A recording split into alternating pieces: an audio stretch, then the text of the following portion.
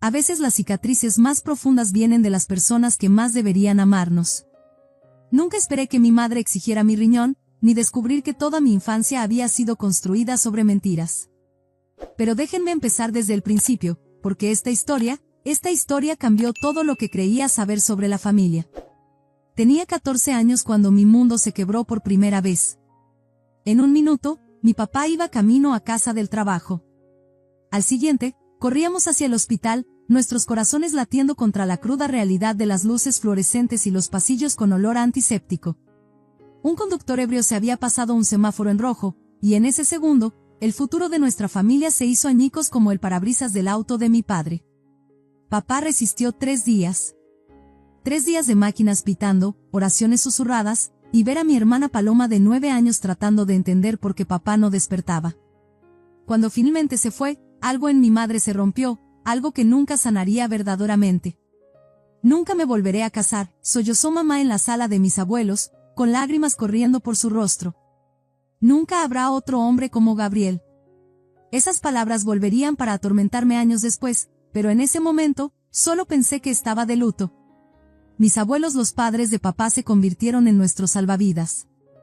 Nos abrieron las puertas de su casa, se aseguraron de que tuviéramos todo lo que necesitábamos, incluso le enviaban cheques mensuales a mamá para que no tuviera que trabajar. Pero cuando la niebla del dolor inmediato comenzó a disiparse, algo más tomó su lugar, algo que no podía nombrar al principio, pero que sentía en cada fibra de mi ser. Empezó con pequeñas cosas.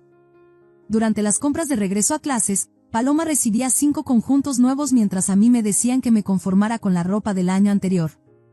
En la cena, mamá automáticamente le daba a Paloma la pieza más grande de pollo o la última galleta.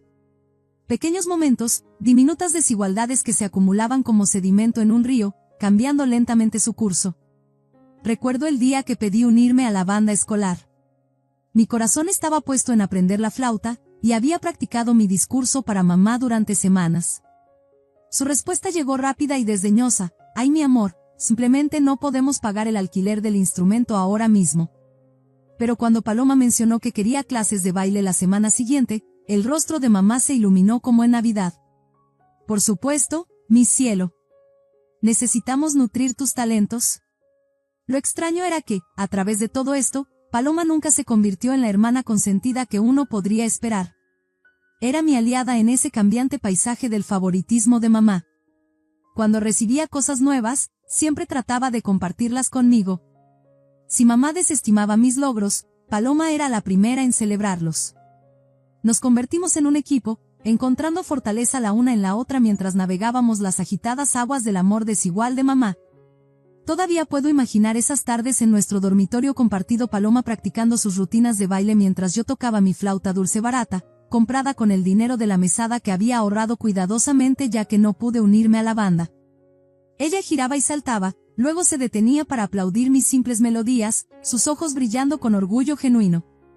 «Te estás volviendo muy buena, Amalia», decía, y por un momento, la indiferencia de mamá no importaba tanto. Pero la vida tiene una manera de poner a prueba incluso los lazos más fuertes. Yo tenía 16 años cuando Paloma cumplió 11, y lo que comenzó como análisis de sangre de rutina durante un chequeo regular se convirtió en nuestra peor pesadilla. Las palabras del doctor se sentían como si vinieran a través del agua: enfermedad renal crónica, opciones de tratamiento, planes de cuidado a largo plazo. Mi vibrante hermanita, que podía iluminar una habitación con su sonrisa y hacer reír a cualquiera con sus bromas tontas, de repente era una paciente. El diagnóstico nos acercó aún más, aunque mamá parecía olvidar que yo existía por completo. Mientras ella pasaba horas investigando tratamientos y hablando con doctores, yo me sentaba con Paloma durante sus citas. Jugábamos cartas, inventábamos historias ridículas sobre los otros pacientes, y planeábamos todas las aventuras que tendríamos una vez que se sintiera mejor. Nos reíamos de la horrible comida del hospital y creábamos rankings elaborados sobre cuáles sabores de gelatina eran los menos ofensivos. Mamá pasaba horas discutiendo el tratamiento de Paloma con los doctores, olvidando completamente que yo estaba en la habitación. Cuando me reconocía, usualmente era solo para mandarme a traer algo para Paloma o para decirme que hiciera menos ruido. Pero yo entendía o creía que entendía. Paloma estaba enferma. Ella necesitaba la atención más que yo. Para cuando me gradué de la preparatoria, Había aprendido a vivir siendo la segunda mejor. Mis calificaciones fueron lo suficientemente buenas para ganar una beca parcial para una universidad en otro estado, y una vez más, mis abuelos intervinieron, ofreciendo cubrir el resto de mi matrícula y gastos. Mamá apenas llegó a mi ceremonia de graduación, arribando tarde porque Paloma tenía una cita con el doctor esa mañana. Ni siquiera se quedó para las fotos, apresurándose para llevar a Paloma a otra cita. La universidad era como entrar en un universo paralelo, uno donde finalmente podía respirar. A cientos de kilómetros de distancia del drama familiar, hice nuevos amigos, tomé clases fascinantes, y comencé a descubrir quién era más allá de ser la hermana de Paloma o la idea de último momento de mamá. Llamaba a Paloma regularmente, compartiendo historias sobre la vida en el campus mientras ella me actualizaba sobre sus tratamientos. Mamá raramente llamaba, y cuando lo hacía, usualmente era para contarme sobre los últimos resultados de los análisis de Paloma o recordarme que llamara más seguido a mi hermana. Pero justo cuando pensé que había encontrado mi equilibrio, todo se vino abajo. Era poco después de la medianoche en mi tercer año cuando mi teléfono se iluminó con el número de mamá. El momento en que lo vi, mi estómago se hundió. Ella nunca llamaba tan tarde. Los riñones de tu hermana han fallado por completo. La voz de mamá se quebró a través del teléfono, la histeria sangrando a través de cada palabra. Está en hemodiálisis. Amalia, necesitas volver a casa ahora mismo. La mañana siguiente fue un borrón de correos desesperados a profesores y empaque apresurado. Mis manos temblaban mientras reservaba un boleto de tren a casa, mi mente corriendo con imágenes de Paloma, mi brillante y hermosa hermana acostada en una cama de hospital. Durante todo el viaje en tren, no podía dejar de pensar en ella, no podía dejar de ver sus rutinas de baile ahora reemplazadas por el bombeo rítmico de las máquinas del hospital. Mamá estaba esperando en la estación del tren, caminando como un animal enjaulado. La mujer que vi apenas se parecía a mi madre, su cabello era un desastre, la ropa arrugada, círculos oscuros cavados profundamente bajo sus ojos. En el momento en que me vio, agarró mi brazo y comenzó a jalarme hacia el estacionamiento. Todo el viaje en auto se convirtió en un torrente de palabras sobre la condición de Paloma. Está tan pálida durante los procedimientos, los nudillos de mamá estaban blancos sobre el volante. Las agujas dejan moretones tan horribles en sus brazos. Apenas puede comer porque los medicamentos le dan tantas náuseas. Cada detalle se sentía como un cuchillo retorciéndose en mis entrañas. Entonces, mientras nos estacionábamos en nuestra entrada, todo cambió. Mamá apagó el motor pero no se bajó. En su lugar, se volteó para mirarme, y vi algo cambiar en su expresión, la mirada preocupada y llorosa reemplazada por algo más duro, más frío. Tú puedes salvarla, dijo, su voz repentinamente severa y autoritaria. Debes darle tu riñón. Me quedé ahí, congelada. No fue la sugerencia lo que me impactó, por supuesto que había pensado en ser donante. Fue la manera en que lo dijo, como si estuviera ordenándome entregar un objeto que le pertenecía. Mamá, dije cuidadosamente, tratando de mantener mi voz estable, ¿qué hay de los riesgos? ¿Qué pasaría con mi salud si? Me interrumpió con una risa áspera que se sintió como una bofetada. ¿Tu salud? La vida y la salud de Paloma son más importantes que las tuyas. ¿Cómo puedes siquiera pensar en ti misma en un momento como este? La crueldad de sus palabras me golpeó como un golpe físico. No podía respirar, no podía pensar. Tropecé al salir del auto y corrí hacia la casa, las lágrimas ya corriendo por mi rostro. Detrás de mí, podía escuchar a mamá gritando, pero me encerré en mi antigua habitación y me derrumbé sobre la cama. Lloré toda la noche, ahogando mis sollozos en mi almohada para que mamá no los escuchara y comenzara a gritar de nuevo. Mi mente seguía dando vueltas con preguntas imposibles. ¿Tenía siquiera una opción? ¿Qué pasaría con Paloma si decía que no? ¿Qué me pasaría a mí si decía que sí? ¿Mamá me perdonaría alguna vez si me negaba? La mañana siguiente, bajé a desayunar para encontrar a mamá sentada en la mesa de la cocina, bebiendo tranquilamente su café como si nada hubiera pasado. Levantó la mirada cuando entré, su voz objetiva, despojada de cualquier calidez. Necesitamos que te hagas las pruebas lo antes posible para asegurarnos de que eres una donante adecuada. Llamaré al hospital hoy para programar las citas. Agarré mi taza de café tan fuerte que mis dedos dolían, tratando de mantener mi voz estable. Mamá, aún no he decidido sobre darle mi riñón a Paloma. El silencio duró solo un latido antes de que mamá explotara. golpeó su taza de café tan fuerte que el líquido caliente salpicó la mesa como lágrimas furiosas. ¿No has decidido?, gritó, su rostro enrojeciéndose intensamente. ¿Qué hay que decidir? Tu hermana se está muriendo. Me estremecí mientras se ponía de pie, su silla raspando contra el piso como uñas en una pizarra. Mamá, por favor. No me, mamá, a mí, niña egoísta y desalmada. Estaba caminando de un lado a otro ahora, gesticulando salvajemente, cada palabra una bala dirigida a mi corazón. ¿Quieres matar a tu hermana?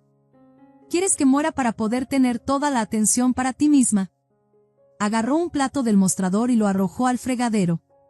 El sonido de la porcelana rompiéndose me hizo saltar, pero no fue tan devastador como sus siguientes palabras: vas a asesinar a tu propia hermana porque eres demasiado egoísta para ayudarla. Mis manos temblaban tanto que apenas podía funcionar, pero de alguna manera logré correr escaleras arriba hasta mi habitación.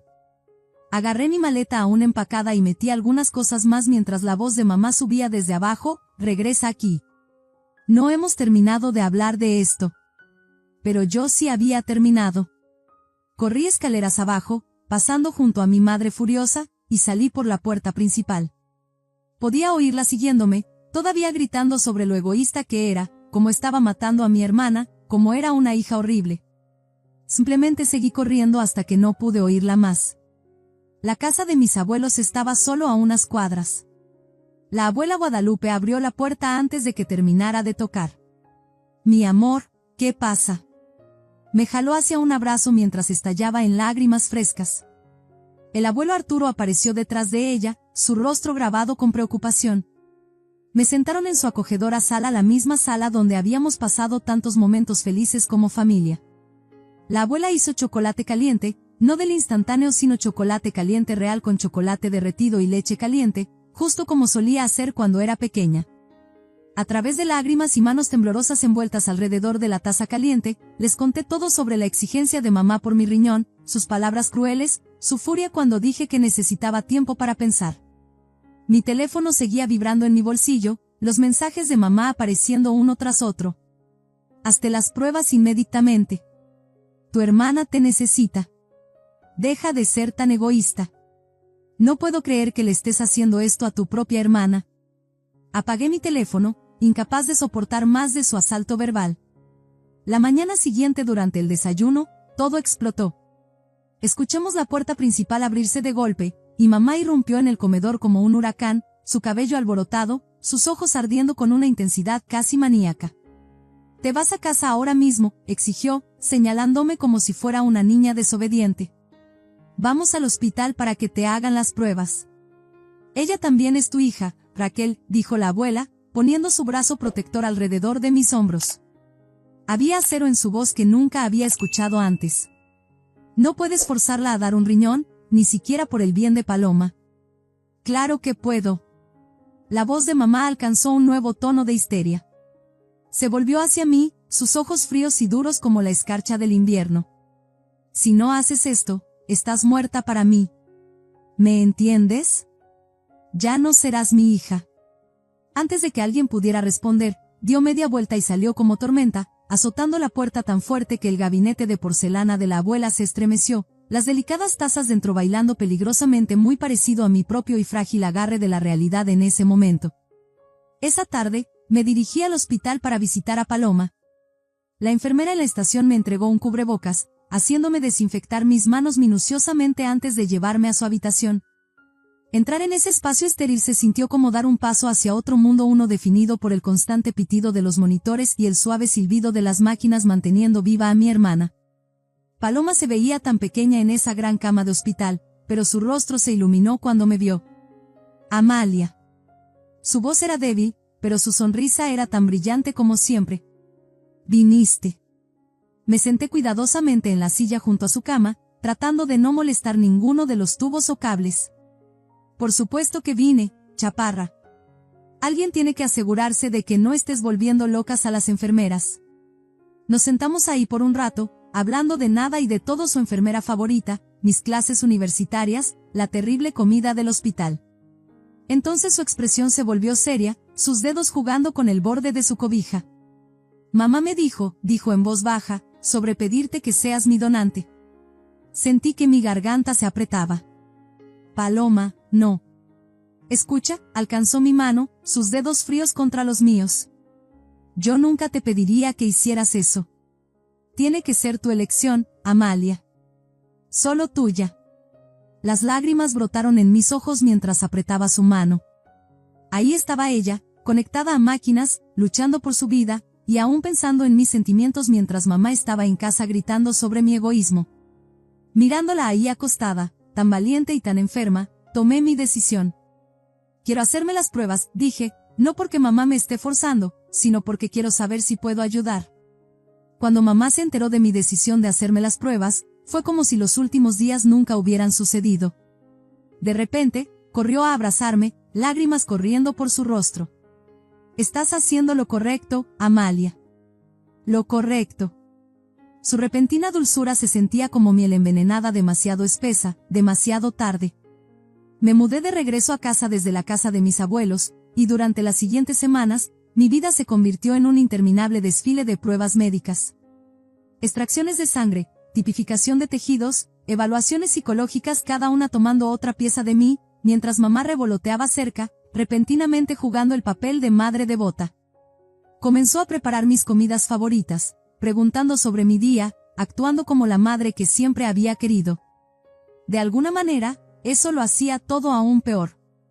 Finalmente, después de lo que se sintió como una eternidad de espera, el doctor nos llamó para discutir los resultados.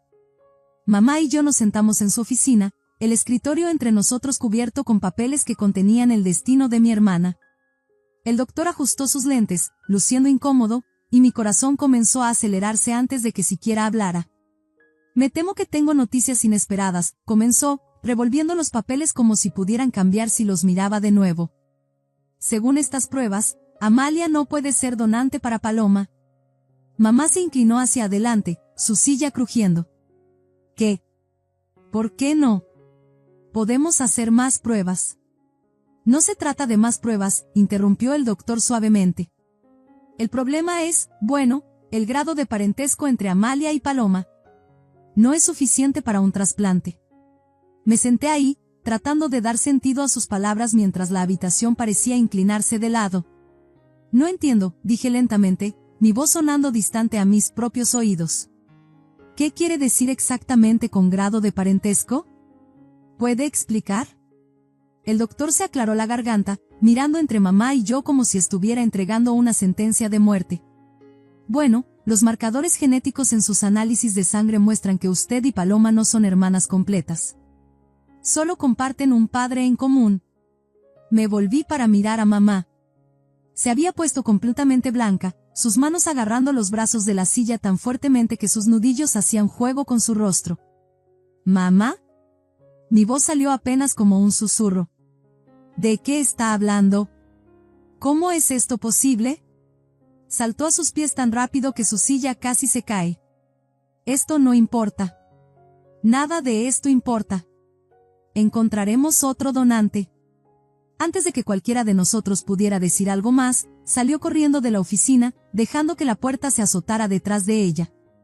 El doctor esperó un momento antes de hablar de nuevo, su voz gentil pero cada palabra cayendo como un golpe de martillo.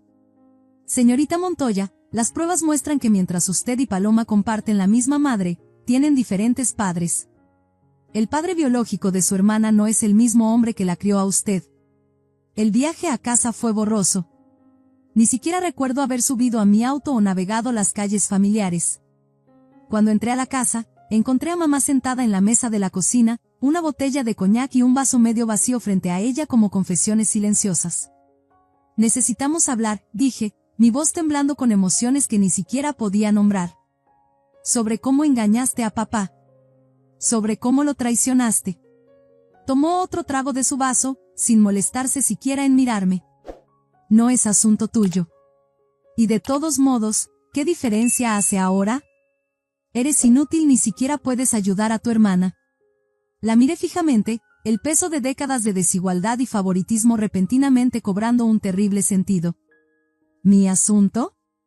Papá era mi padre, y lo engañaste. Tuviste una aventura y quedaste embarazada de Paloma. Mi voz se quebró. Todo esto es tu culpa. Si no hubieras engañado, si Paloma tuviera el mismo padre que yo, podría haberla ayudado. El sonido de la bofetada resonó por la cocina antes de que siquiera registrara que mamá se había movido. Mi mejilla ardía donde su mano me había golpeado, y me quedé congelada, observando mientras subía las escaleras como tormenta. Volvió momentos después con mi maleta, la que apenas había desempacado después de mudarme de regreso de la casa de mis abuelos, y la arrojó a mis pies. «Lárgate», gritó, sus palabras ligeramente arrastradas por el coñac. Entonces vino la verdad que siempre había sospechado pero nunca había escuchado en voz alta: de todos modos nunca te amé. Debiste haber sido tú deberías haber sido la que se enfermara, no mi preciosa Paloma. Me quedé ahí, mi mano aún presionada contra mi mejilla ardiente, mientras sus palabras se hundían en mis huesos como escarcha invernal. Nunca me amó. Debía haber sido yo. La verdad que había sentido en cada logro ignorado, cada «te amo» faltante, cada momento de ser menos que, finalmente dicha en voz alta. Sin decir una palabra, recogí mi maleta. Mamá todavía estaba gritando, pero sus palabras se habían convertido en ruido sin sentido, solo la banda sonora del final de algo que debería haber reconocido años atrás. Salí por la puerta principal, cerrándola detrás de mí, cortando su voz a media frase. Me encontré de nuevo en el umbral de mis abuelos, lágrimas corriendo por mi rostro. Esta vez cuando la abuela abrió la puerta, ni siquiera pude hablar. Simplemente caí en sus brazos, sollozando años de dolor y rechazo.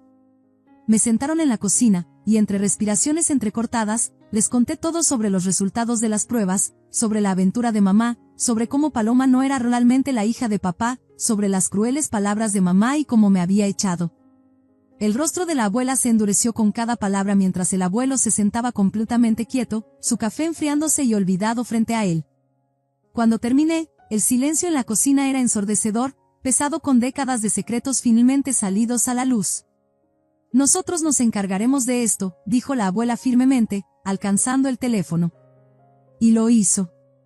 Estaba desayunando la mañana siguiente cuando la abuela hizo la llamada, poniéndola en altavoz para que el abuelo también pudiera escuchar.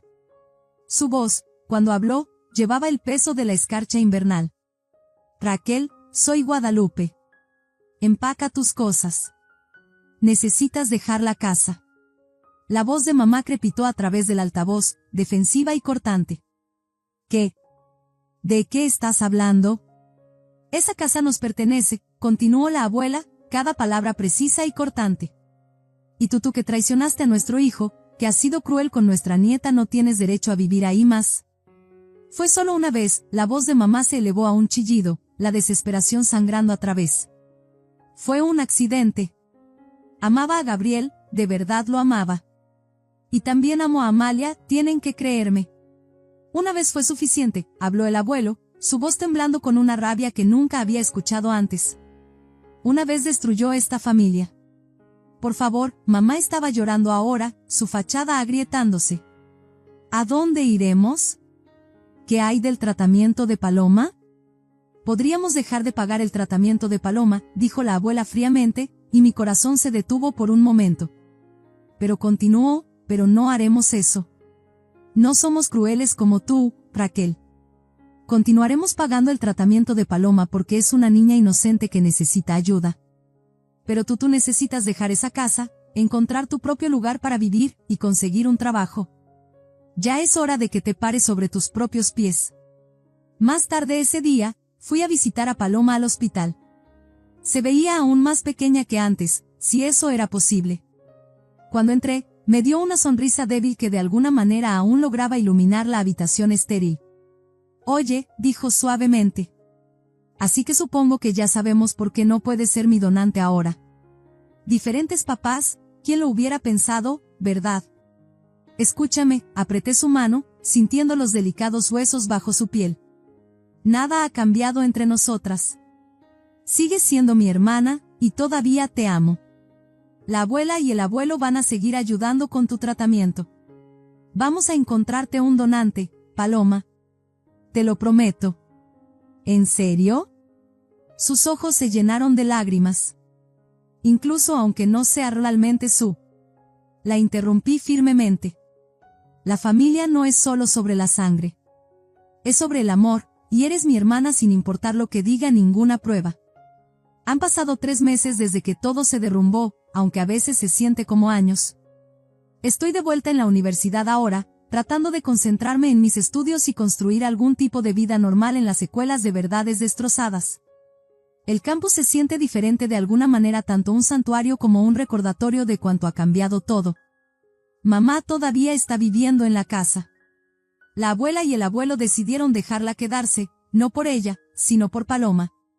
Necesita a alguien que la lleve a diálisis, explicó el abuelo cuando cuestioné su decisión, sus ojos suaves con el tipo de sabiduría que viene de elegir la bondad sobre la justicia. Y alguien necesita estar ahí cuando no se sienta bien. Paloma va al centro de hemodiálisis 3 veces por semana. Es duro para su cuerpo, puedo escucharlo en su voz durante nuestras llamadas telefónicas diarias, aunque ella nunca se queja. Siempre ha sido la más fuerte de nosotras, en formas que no tienen nada que ver con la salud física. Pero la semana pasada, todo cambió. Paloma me llamó, y por primera vez en meses, su voz llevaba algo que no había escuchado en mucho tiempo: esperanza. Amalia. Prácticamente gritó al teléfono, su emoción burbujeando a través de la conexión. Encontraron un donante. El doctor acaba de decirnos este hombre murió en un accidente, pero era donante de órganos, y soy compatible. Estaba llorando ahora, lágrimas felices que hicieron que mis propios ojos se humedecieran. Voy a recibir un riñón, Amalia. Podría realmente mejorar. Cuando quiero ver a Paloma ahora, lo arreglo a través de nuestros abuelos. Ella viene a su casa, y pasamos tiempo juntas ahí, lejos de mamá. La abuela todavía nos hace chocolate caliente del verdadero y el abuelo cuenta chistes terribles que hacen que Paloma se ría hasta que tiene que sostener sus costados. La tratan con tanta amabilidad, aunque saben que no es su nieta biológica. Es solo una niña, dijo la abuela una vez cuando lo mencioné, su voz suave con la misma compasión que la hizo recibirme esa terrible noche. Nada de esto es su culpa. Me llevaron aparte la semana pasada, sin embargo, después de que Paloma se había ido a casa. Necesitamos hablar de algo serio, dijo el abuelo, sentándome en su estudio. Sobre nuestro testamento. Comencé a protestar, pero él levantó su mano. Necesitas saber esto. Todo lo que tenemos, la casa, nuestros ahorros, todo va a ser para ti, Amalia. Solo para ti. Pero Paloma, comencé, mi corazón doliendo por mi hermana. Paloma no es nuestra nieta, dijo la abuela suavemente. Sin embargo, una vez que sea tuyo, puedes hacer lo que quieras con ello. Si quieres compartir con tu hermana, esa será tu elección. Hablando de mamá, me llamó ayer.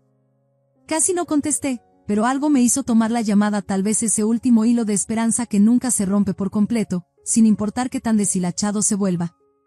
Amalia, su voz era pequeña, vacilante, tan diferente de la mujer que me había abofeteado en esa cocina. Necesito tu ayuda. ¿Podrías hablar con tus abuelos? ¿Pedirles que me dejen quedarme en la casa permanentemente? Sé que si tú les pidieras. No. Mi voz fue firme, final, la voz de alguien que finalmente había aprendido la diferencia entre el perdón y la permisividad. No lo haré. Por favor, Amalia, susurró. Soy tu madre. Sé que cometí errores, pero... ¿Errores? La interrumpí, sintiendo el peso de años de amor condicional, de nunca ser suficiente. Engañaste a papá. Le mentiste a todos durante años. Me trataste como si no fuera nada. Nunca me amaste. Eso no es cierto, yo. Colgué el teléfono, mis manos temblando pero mi corazón firme. Tal vez algún día la perdone. Tal vez algún día el dolor de su traición no se sentirá como un cuchillo retorciéndose en mi pecho. Pero no hoy. Hoy, me estoy enfocando en el próximo trasplante de Paloma, en mis estudios, en construir una vida que no esté definida por las decisiones de mi madre. Estoy aprendiendo que la familia no siempre es quien te cría, a veces son los abuelos que hacen chocolate caliente real y cuentan chistes malos, la hermana que comparte sus juguetes incluso cuando recibe más que tú, el padre que te amó completamente por el corto tiempo que tuvo. Y lo más importante, estoy aprendiendo que a veces los momentos más difíciles en la vida nos llevan exactamente a donde necesitamos estar. Nos enseñan quiénes somos realmente, de qué somos capaces, y quién verdaderamente merece un lugar en nuestros corazones. La cirugía de Paloma está programada para la próxima semana. Cuando la visito ahora, veo esperanza en sus ojos en lugar de agotamiento. Ya está hablando sobre volver a las clases de baile, sobre todas las cosas que quiere hacer cuando esté mejor. Y estaré ahí para cada paso de su recuperación, no porque alguien me esté forzando, sino porque así es como se ve el amor verdadero incondicional, sin exigencias, y libremente dado. A veces la gente me pregunta si me arrepiento de haber descubierto la verdad. Pero, ¿cómo puedes arrepentirte de algo que finalmente te libera? Sí, la verdad destrozó mi familia, pero de esos pedazos rotos, estoy construyendo algo más fuerte, algo real. Y esta vez, yo elijo quien pertenece a mi historia. Si esta historia resuena contigo, dale un me gusta para que otros también puedan encontrarla, y no olvides comentar y suscribirte para más historias sobre los giros inesperados de la vida. Ya que a veces los momentos más difíciles nos llevan exactamente a donde necesitamos estar. Recuerda que tu valor no está determinado por la capacidad de alguien más para amarte, y que las verdades más duras a menudo conducen a los comienzos más hermosos.